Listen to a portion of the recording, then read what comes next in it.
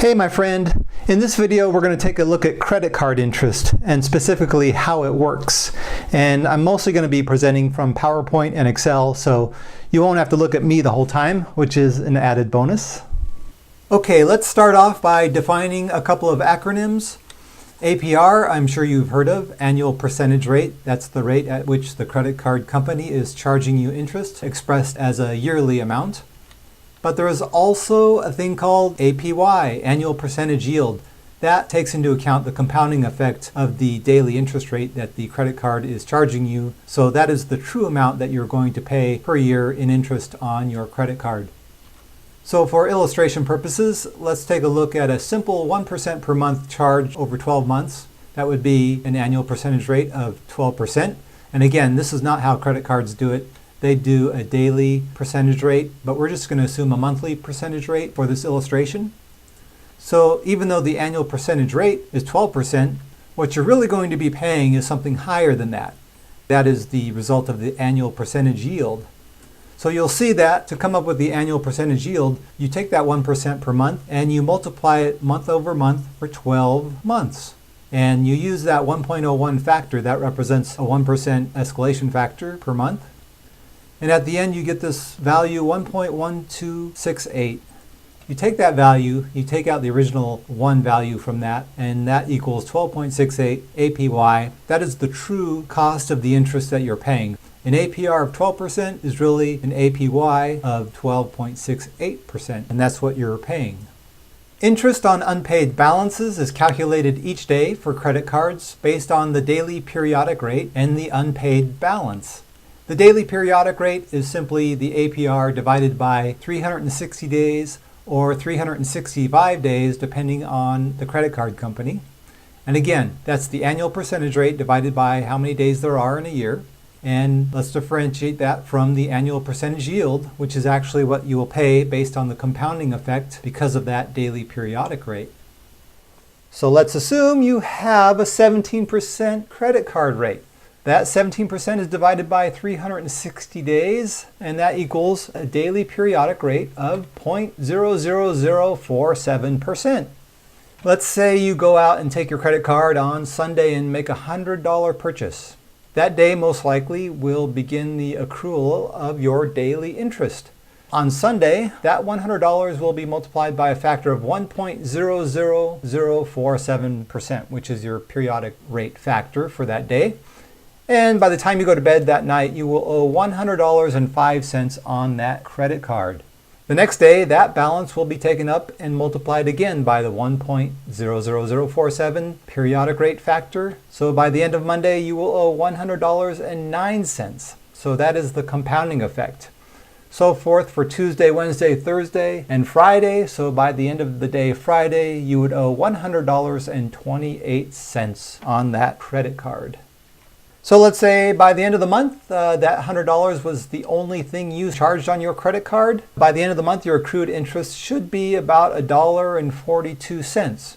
So you owe $101.42? No, not necessarily. If at the end of the month you decide to pay off the balance of what you charged, then you could do that and you will avoid having to pay the accrued interest of $1.42. And that's the beauty of credit cards. And that's the best way to use them. Charge what you will during the month, pay off the total balance when your statement comes, so you do not have to pay any accrued interest. But if you decide to pay less than the balance on the credit card, then you will owe on your credit card the balance plus the accrued interest. Let's assume you pay $20 on that $100 purchase. Well, your new balance will become $80 plus the $1.42 in accrued interest for a balance of $81.42, which is what you will still owe after paying that $20. And that $81.42 will begin accruing interest upon itself again. So when you're carrying a $100 balance on your credit card, your daily accrual of interest isn't a whole lot of money. It looks like it's less than a nickel a day, at least in the beginning, and not too many people worry about that. But if you're talking about a larger balance, let's assume $2,000, Then the impact of the daily accrual of interest is much more pronounced. Here it looks like it's a little less than $1 a day accruing. So over 30 days, you're talking about maybe close to $30 of interest that you're paying. Obviously, the higher the balance, the more impact that credit card rate and the accrued interest will have on the amount you owe. So again, you really want to pay off the balance you owe on a monthly basis so you don't have to pay any credit card interest at all. So in the beginning of 2019, on existing credit card accounts, the average APR was 14.14%. And on new accounts that are being opened, it is 19.24%, which these are very high rates now. I remember a few years ago you can get APRs around 6 or 7%, but I guess because of those extraordinarily low interest rate periods, that was available no longer. Store cards are even worse. Store cards are issued at an average of 25.74% interest rate. That is something to look out for. In the past 12 months or so, over $100 billion of interest was paid by consumers to credit card companies. Interest paid on a $1,000 balance over 5 years. For a credit card at 14.14%, you would be paying $400.45. Whereas on a credit card at 19.24% APR, you would pay $564.37 of interest over 5 years if you were not paying off the balance and you carried the balance of just that $1,000 over the 5 years and slowly paid it down. Store cards, even worse. You would pay $787.20 on that same amount of money, that same $1,000 balance, if you stretch the payments over 5 years, which is not advisable, obviously. So what can we learn from all of this? Obviously, it's not to pay credit card interest, if at all possible. So if we're going to use credit cards, let's pay off the balance at the end of each month so we can avoid credit card interest payments altogether.